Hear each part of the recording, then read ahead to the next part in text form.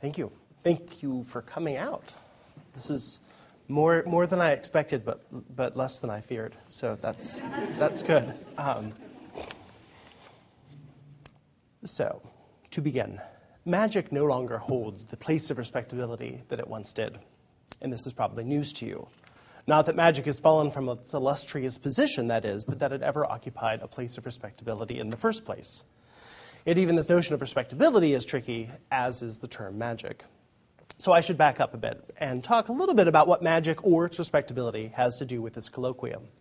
Specifically, I contend that magic and alchemy, along with other occult modes of thinking, have become invisible spokes in the wheel of Western thought in general, and the study of humanities in particular.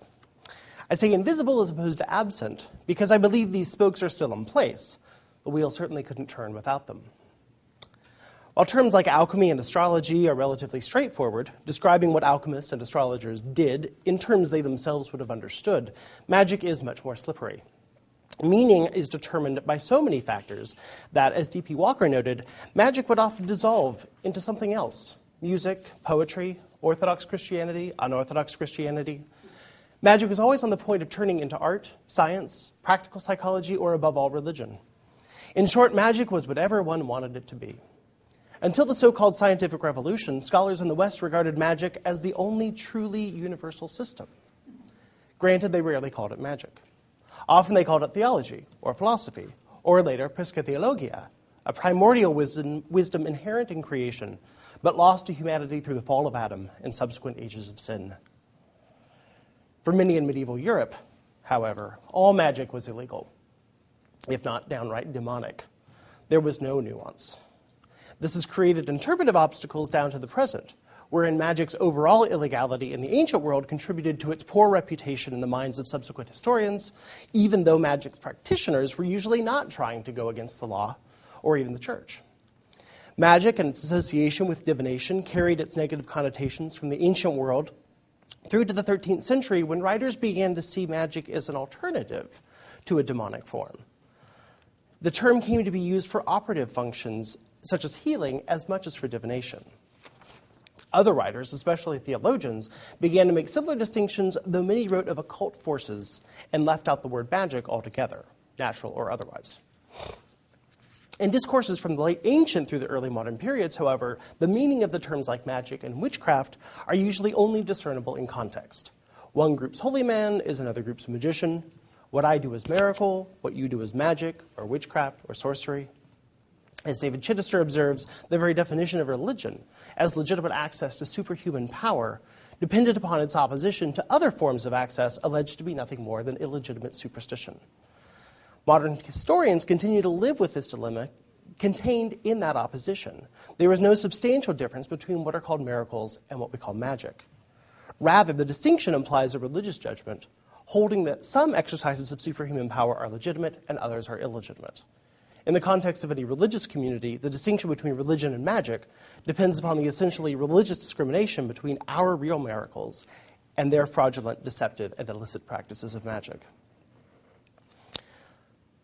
Talking about terminology a little bit here. Originally deriving from the Greek terms magos and mageia, magic was initially used in reference to Persian priests, known to the Greeks for their exceptional piety and power. This is the same term the author in the New Testament book of Matthew used to describe those three wise men who came from the east to visit the infant Jesus. In time, magos took on a more barbaric sense, though, and was linked by later Greeks and Romans with goeteia, which is a term usually used to refer to magical invocation, but also a common term for the howling of barbaric or nonsense words. Philosophers and other scholars practicing magic thus referred to their activities as theurgeia, or divine work, literally, to distinguish themselves from this perceived lowbrow goeteia, the practice of common magic, or later known as witchcraft. This low magic eventually became known generally as magia, however, and was prescribed in Greek and Roman legal statutes. This is the same magia that would be collapsed with maleficia in late ancient and early medieval interpretations and subsequently applied to witchcraft statutes. Incidentally, maleficia just means to do evil. So you see how terminology gets used in many different ways. In this tradition, the magician was considered a criminal, a quack, or worse. Legitimate practices might appear quite similar to magical ones and might or might not receive the label of magic.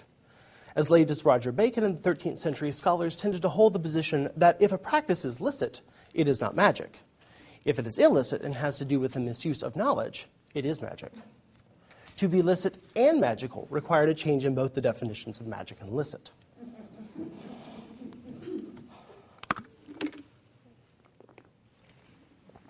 The early Middle Ages inherited magic's long history of condemnation. The term magia retained its sting, and as a result, few of the activities ranged under this rubric could be readily rescued from the burden of imperial prescription. But some could be, and in time, many people became increasingly convinced that they had to be.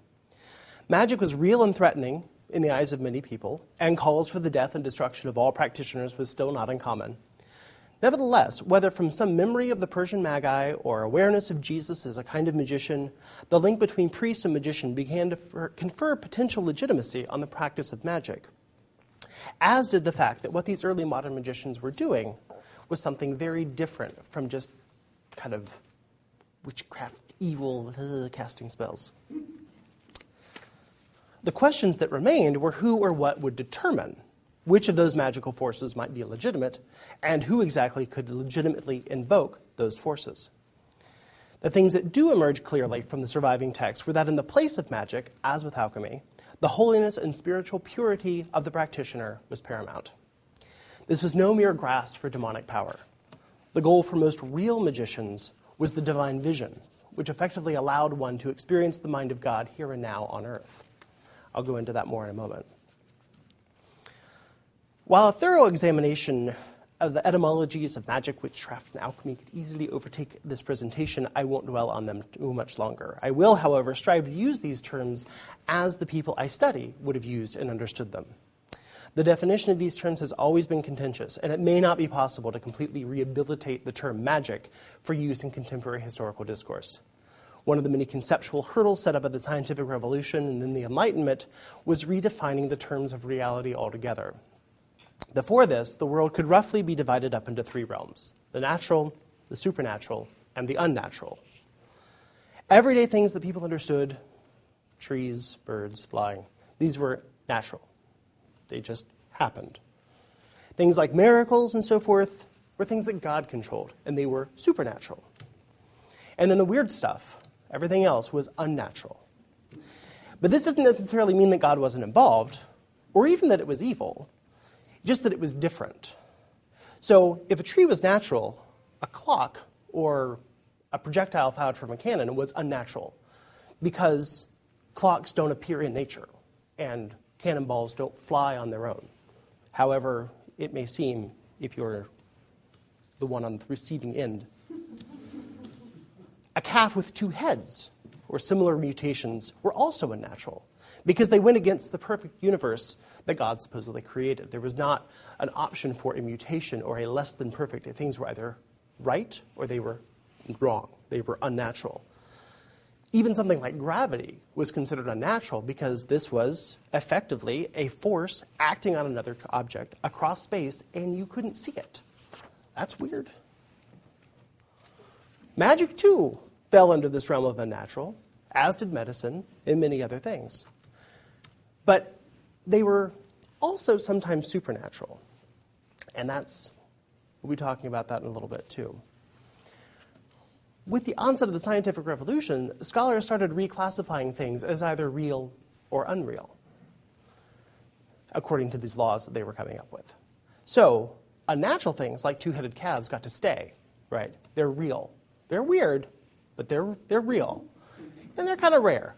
But now we have a context for them. We have a category. Things like magic and the supernatural were unreal and effectively classified out of existence.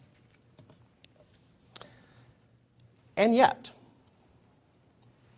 in all of this talk about what the definition of magic is, or would be, or could be, or should be, we still talk about this as though the meaning of the term religion was already agreed upon. Thus, when contemporary scholars contrast magic and religion, they are effectively contrasting two terms that didn't actually exist for the actors in question.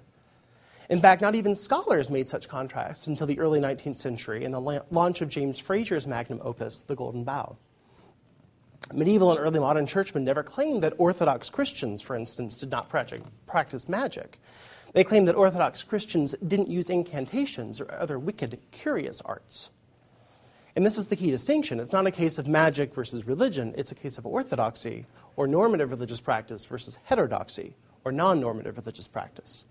Most writers define magic in terms of what it was not, and sometimes this is as precise as we can get. However, there are a number of practices that are non-normative and yet not magic. And there are other practices we might assume to be normative under some contexts, and under other contexts we might call them magical. Take prayer, for example. In Ivan Turgenev's poem, Prayer, he writes, quote, "Whatever a man prays for, he prays for a miracle. Every prayer reduces itself to this. Great God, grant that twice two be not four." How is this different from even the most basic concept of a spell? Not very, I would suggest. Both spells and prayers often ask for something outside of the present reality. Both call on the aid and or power of an extra-worldly entity to achieve this, and both tend to work best when performed by professionals, priests or magicians, who have been specifically trained and mystically indoctrinated into secret, albeit licit practices, using secret languages, special charms, etc. This is an admittedly provocative position to take, but I think it gets to the root of how we analyze terminology and subconsciously or consciously privilege certain modes of thought over others. For many early modern magicians, the concepts of prayer and spell seem to be thoroughly collapsed. For Thomas Vaughan, about whom I will say much more soon, quote, "Magic is nothing else but the wisdom of the Creator, revealed and planted in the creature," end quote.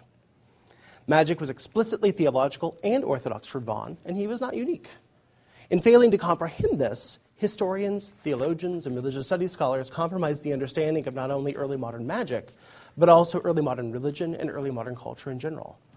This is a vital spoke, perhaps more than one. As you might expect, though, few reform-minded theologians in 17th century Europe would have listed magicians and alchemists amongst their sources of inspiration. Yet these theologians were familiar with magical and occult texts. They had them on their bookshelves, and evidence in the form of annotations in the surviving texts indicates that they read these works.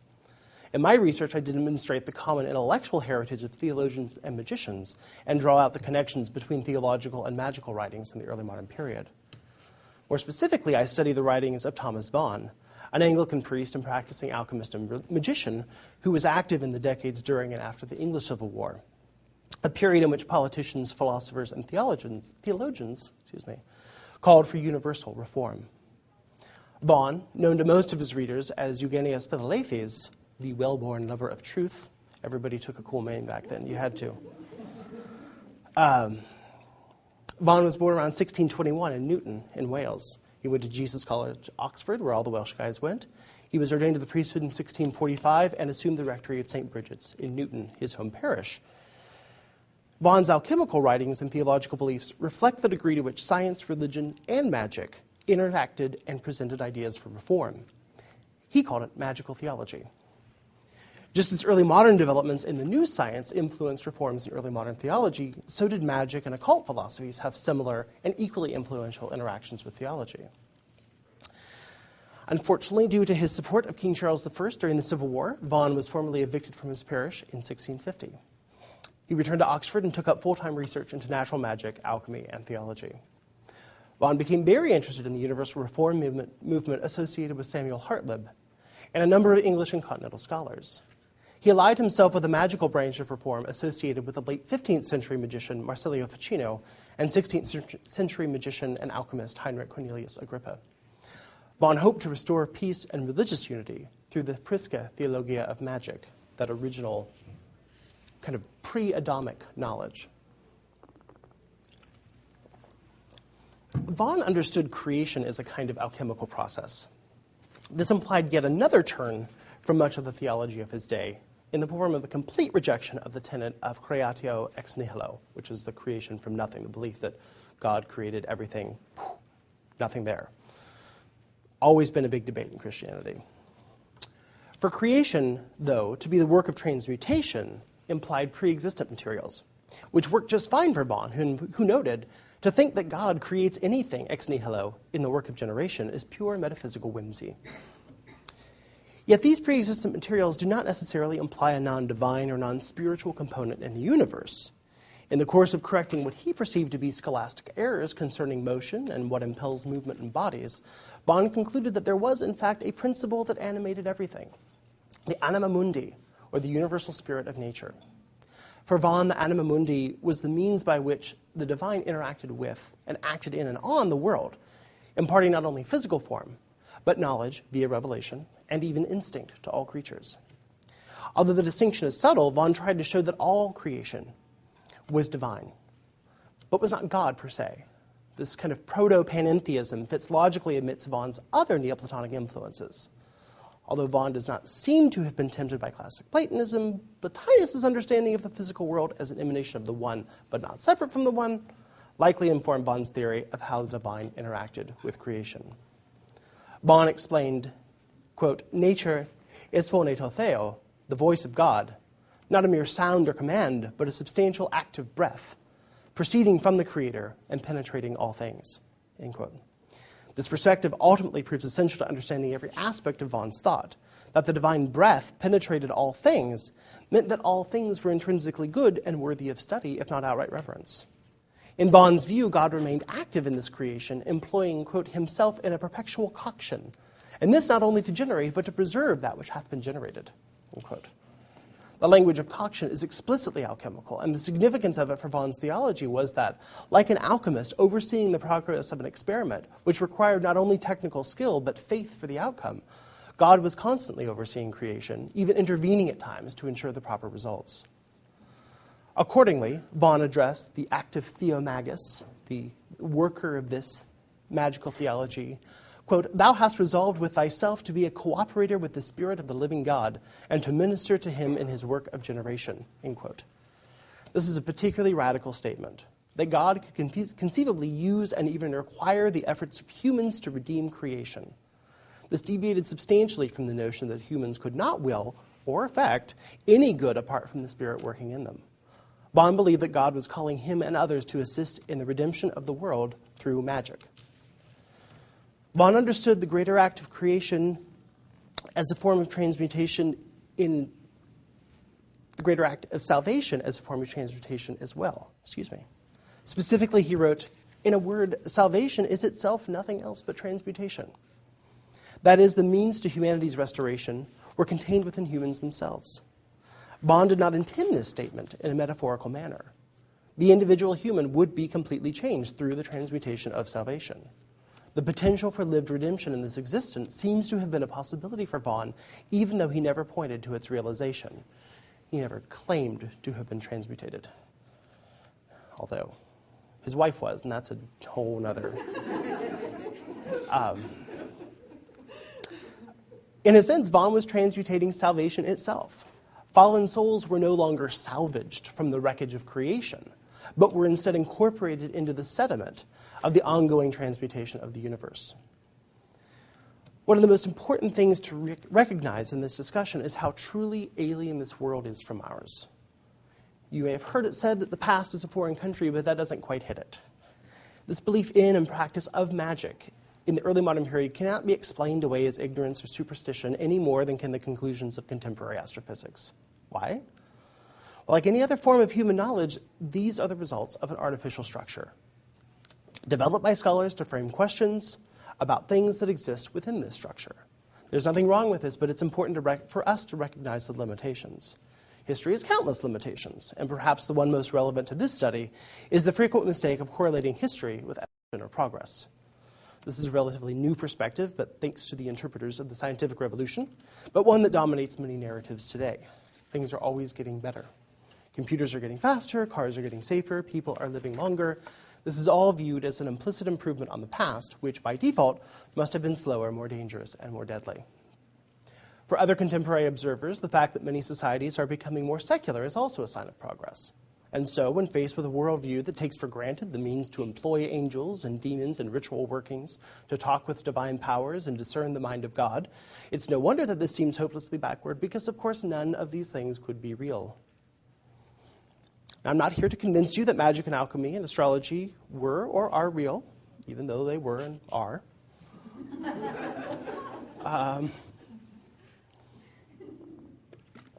Nor am I here to convince you that all of your subsequent research should somehow include magic and alchemy, even though that would be really cool if it did. I'm trying to address a lesser-known prejudice in the academy that not only skews scholarship, but can serve to enable greater prejudices. It may seem obvious, but magicians in the 16th century were different from magicians today. Yes, there are still magicians today. This is an important statement not just for scholars who might discount the influence of 16th century magicians, but contemporary pagans and other modern contemporary occult practitioners also need to understand that they are nothing like 16th century magicians, chiefly because most of those magicians in the past were rather devout Christians, which is the whole point. Things are not ever as they seem, even when they are. So many of our scholarly approaches privilege the scholar over the object of study. Often we do what is convenient for us rather than adapting our inquiry to the nature of our subject. Sometimes this is because this is how we were trained, and sometimes it's because doing anything else would result in us not being taken seriously by our colleagues. This isn't where I try to convince you to revolutionize history. I'm merely highlighting some of the obstacles present in revising scholarship, and people much cleverer than I have addressed this more than adequately.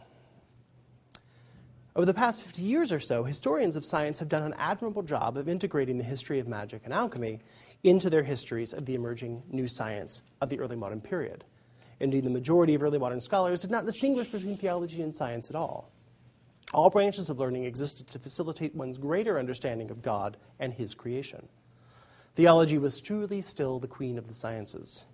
And yet most histories of Christianity are written from a perspective that renders the inclusion of the occult less than desirable, to say the least, in the minds of most contemporary Christians. When histories of Christianity do engage the occult, they do so to point out superstitions and/or pagan vestiges in European culture that Protestantism and Catholic reformers worked to purge. This is problematic, since magic and the occult influenced early modern theology just as much as the science of the time did. In early modern libraries, magical and occult texts were shelved together with theological texts, and people read them in concert. Interdisciplinary approaches to resolving the place of magic in early modern period are becoming increasingly common, and this is good. Typically, these approaches originate in one of three fields: philosophy, religion, or history. But despite the added flexibility of combining these disciplines, the results are rarely different from previous efforts. Magic is disregarded and ultimately relegated to the pre-Enlightenment world of superstition and silliness. Philosophers condemn occult thinking as bad philosophy and point to the fact that no occult philosophers made a significant impact on the development of Western philosophy as we understand it presently. That's false. Religious studies scholars often believe that they treat the occult with more respect, when in fact what they do is deem it magic, as opposed to religion. In short, they mystify it and place it beyond the reach of investigation. Church historians, presuming they have overcome the confessional limitations that have limited church history for so many years, insist that the occult was explicitly, or at least tacitly, regarded as non-Christian throughout the history of Christianity, and thus refuse to include it in their studies. Regardless of what one might believe about occult studies today, for scholars of the 16th and 17th centuries, magic, alchemy, and the like were real and valid means for understanding the world in which they lived. Transdisciplinarity can enable one to literally transcend the limitations lingering within these disciplines and formulate entirely new questions, and hopefully not new disciplines. Thus, rather than wondering whether Bond was a good Christian simply because he practiced magic and alchemy, I inquire how English Christianity was different in the 17th century, such that a respectable and respected Anglican gentry priest could have written about and practiced magic, and then how he not only avoided criticism from the church hierarchy, but was rewarded with strong book sales, membership in the Hartlib Circle, one of the most renowned reforming think tanks in Europe at that time, and received a position in the Restoration Court of Charles II. Presumably, he did it by adhering to these spokes that kept this wheel rolling. And whether it does today is a question that I leave to you. Thank you.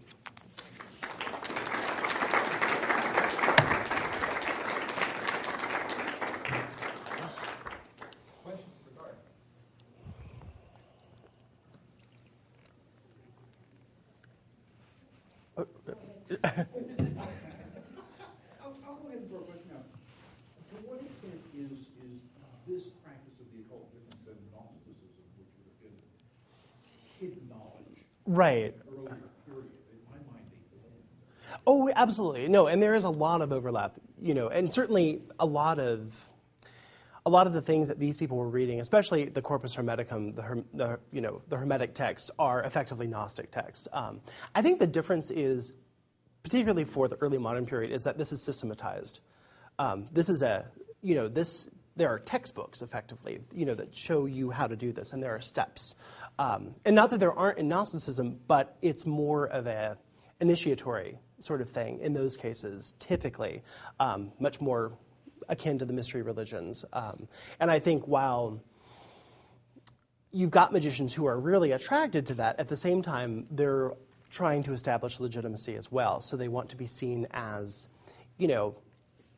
they're, I guess you would say, they are initiatory in the sense that they are higher education. These are discourses conducted in Latin. These are scholars. This is not the common rabble. But at the same time, they want it to be more widely accessible, peer-reviewed, if you would, so that they're not seen as mystics huddled in a dark cave doing God knows what.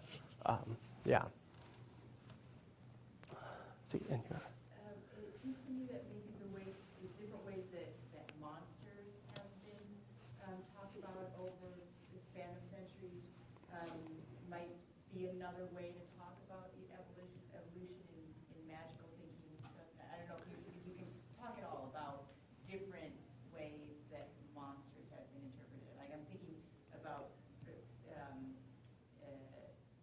lots of times Renaissance sort of leaflets or occasional writings will talk about monsters as signs of God, right, that were usually condemnations of these people versus these people.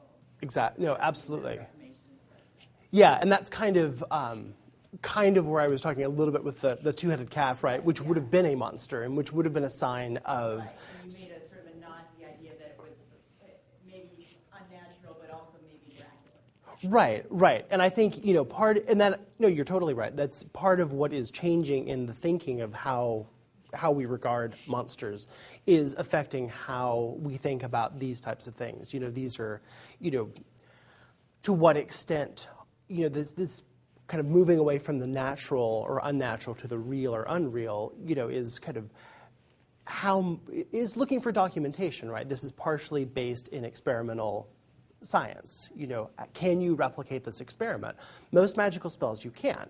You can come up with evidence of effect, right? Or maybe or testimonies of effect. But you can't replicate that spell again because partially, there's so many influences, and yeah.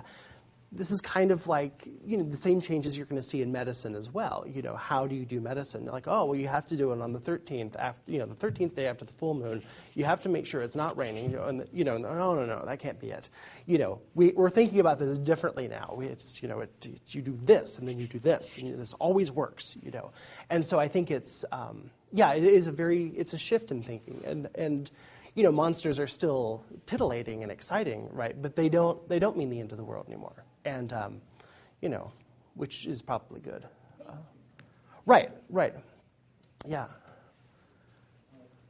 Excuse my... Oh, yes. When I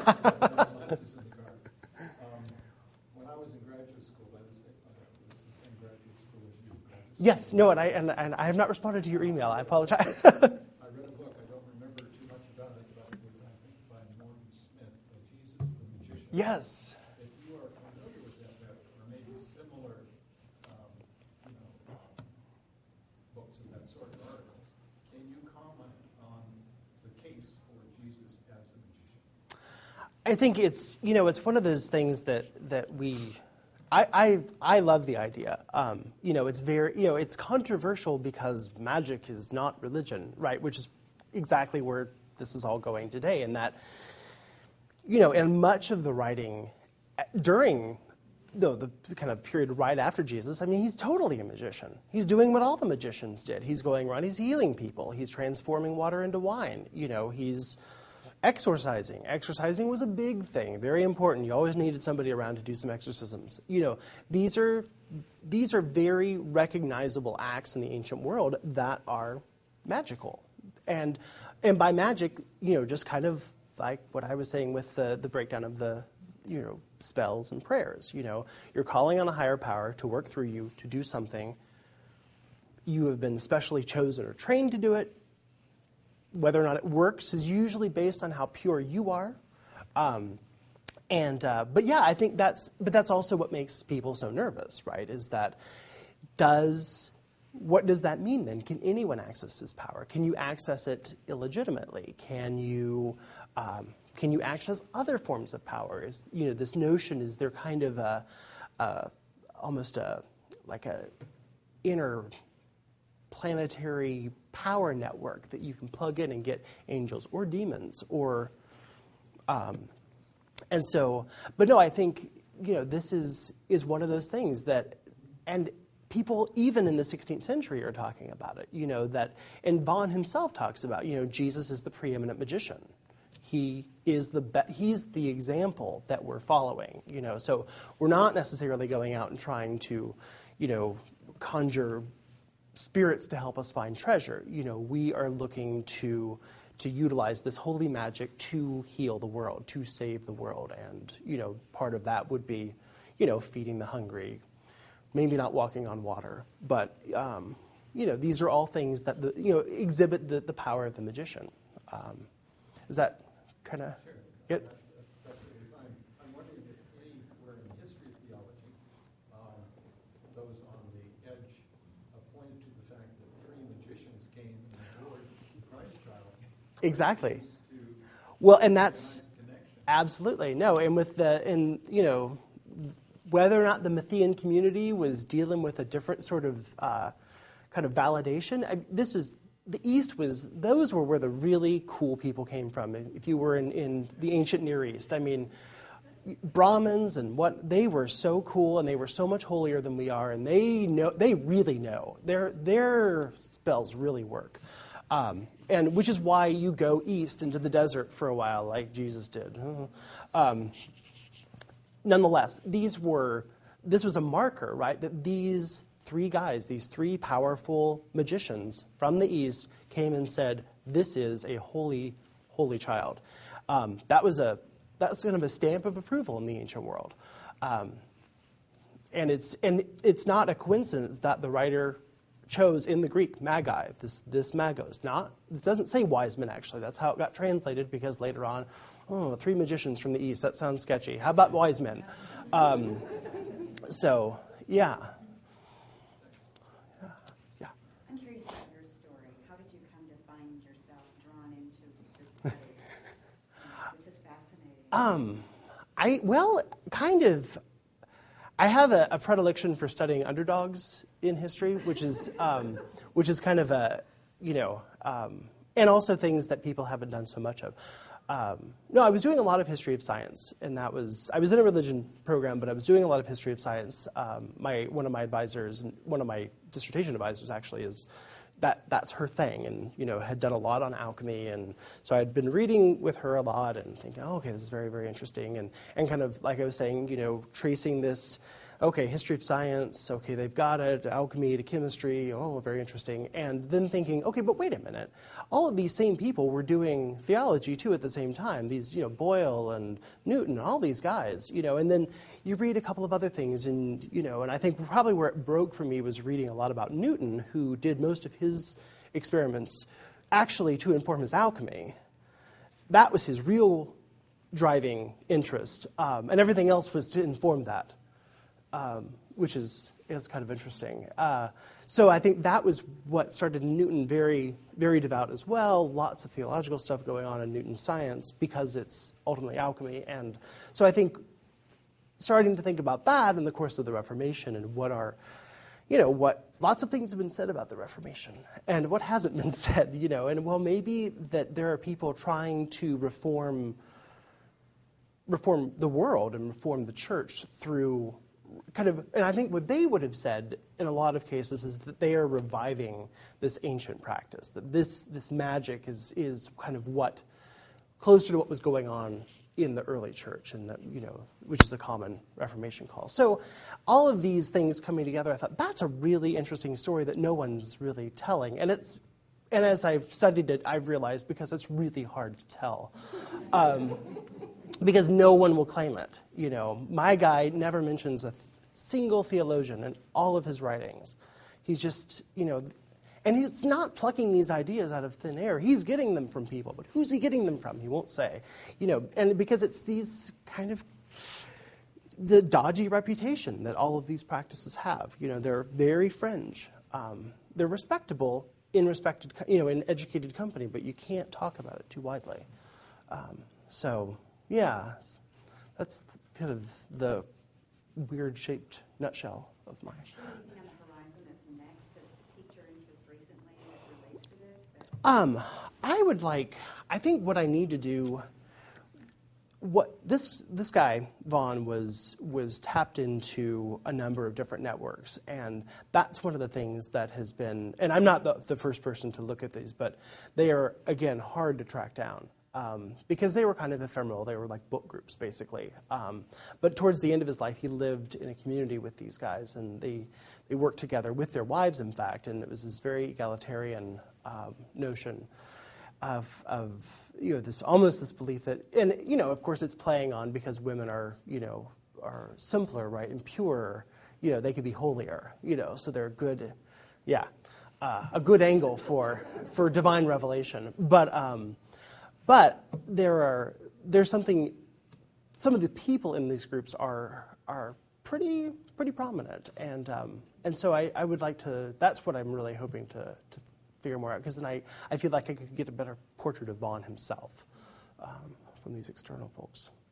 So yeah. So you've made the case that there's been a practice of magic and a belief in magic, long-standing belief in magic and practice of magic. So I've got a sort of philosophical, psychological question. Why do we seem to need this? Why do we seem to need magical thinking? Which is a good question, and I think that's part of the terminology issue that I'm working with too, because I think, we think of magical thinking as somehow not necessarily always frivolous, but as less essential, right, than scientific thinking or rational thinking and whatnot. Whereas, how much of the world works rationally, really? Like, really? When you get down to it. Well, but... No. I was going to say, the question is coming from a scientist. Well, no, and I guess where I'm thinking is not so much the either or. I think has been the problem with a lot of this terminology, as opposed to kind of a both and. It's this. And there's one of the good examples. There's in kind of religious, like studies of religious experience and phenomenology and things like that. You've got these ancient claims that to be in contact with the divine will drive you insane. And as is often true, and many people who have been in contact with the divine seem pretty crazy. And then later on, and I'm not denigrating science here, I'm just, from the perspective of many scientists, like, wow, that person thinks they saw the divine because they're insane. Well, okay, maybe it's both, right? Maybe you saw the divine and now you're insane. Or maybe because you were insane, you could access this other plane or something like that. And I think it's, and then, and I think medicine too. I almost went into talking about medicine in this because I think there's some similar analogies there. Yeah, there are some kind of lockstep ways that medical procedures will cure or treat a condition, but then also that kind of placebic effect of the person, you take this pill, it will make you better. Okay. That's an important aspect in that. And I mean, in magic, it's crucial. And in fact, there are some cases, you've got magicians talking about, you have to believe this will work before you can even start it, or it won't work. It just won't work. You can do the same exact thing, but if you don't believe it will work, it won't. And I think that's kind of, and I think that is kind of magical thinking. But I don't think it's necessarily, and I think it's something that we do very often. But we might not categorize it in the same way. And so I think what these guys are saying is that, and what I'm saying at the end of the day, is not necessarily that we need to be magicians all of us or practice magic necessarily, but to recognize that there is, there's kind of a system at work here, and it has worked to, it's influenced many of the ways, in particular, theology has developed. If not, where chemistry is now, or where astrophysics is, that's a different thing. But I think even there, I think in, say, like quantum mechanics, where things don't always behave the way we thought they might behave, and and we can talk about Heisenberg too, and things like that. Does that? I guess it's kind of leaving that door open still, and not concluding that we figured out what they thought they were doing and they're just silly and now we're going to move here, but kind of recognizing how did this influence this particular mode of thinking at different stages along the way. If that kind of gets, I'm kind of drifting off there, I realize. How does psychiatry? Well, not so directly, although quite directly in some ways. Part of it is because no one's ever written anything substantial on Psychiana. And, I got here, and actually one of the attractions when I was looking at the job was like, this is a really cool collection. This guy was fascinating. And I mean, going strictly by subscription numbers, at its height in the late 30s, early 40s, it was the 7th largest religion in the world. Okay, what does that mean? And so I guess from my interest is, and having done a lot of reading on that kind of New Thought movement in the early 20th century, and then you've got Robinson claiming that, no, I'm not just a New Thought guy, this is a religion. This is about belief and faith and whatnot. That's a really interesting take on that. And so I guess I want to explore, was it a religion? And what was it really all about? What was the system of that faith? And too, I think, kind of from the last question, this was all about your mind power, your belief. It was, this self-actualization, the power of positive thinking. He was pulling this from all of those guys. And, how did that work out as a mail order advice system?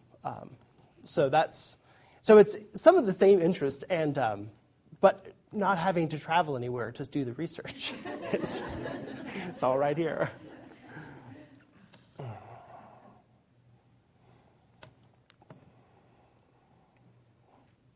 question, you can elect not to go there with it. Oh. Imagining that crystal ball on your podium right now, and given the breadth of your scholarship and the interplay of all these constructs, what would be your projection to the near future on American politics? Wow. Oh dear. Yeah. There's.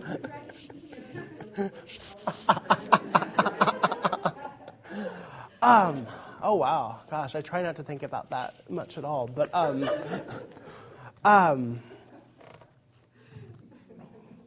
I guess I would say that.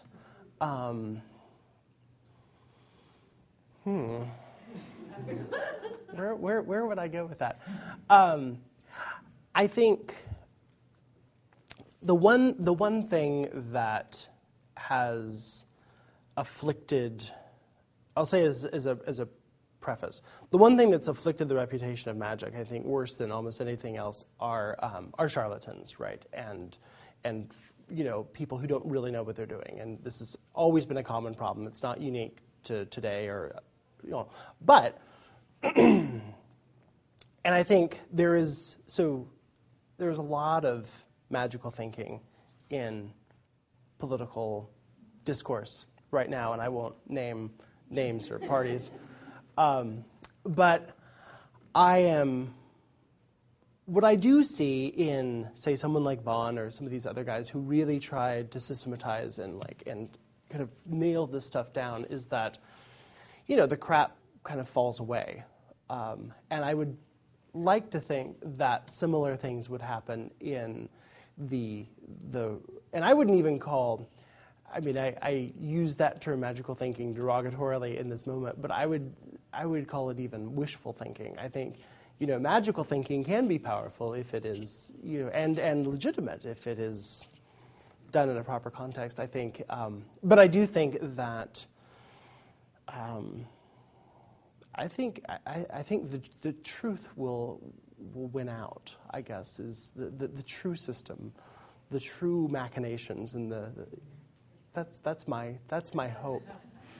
And my crystal balls are always very optimistic.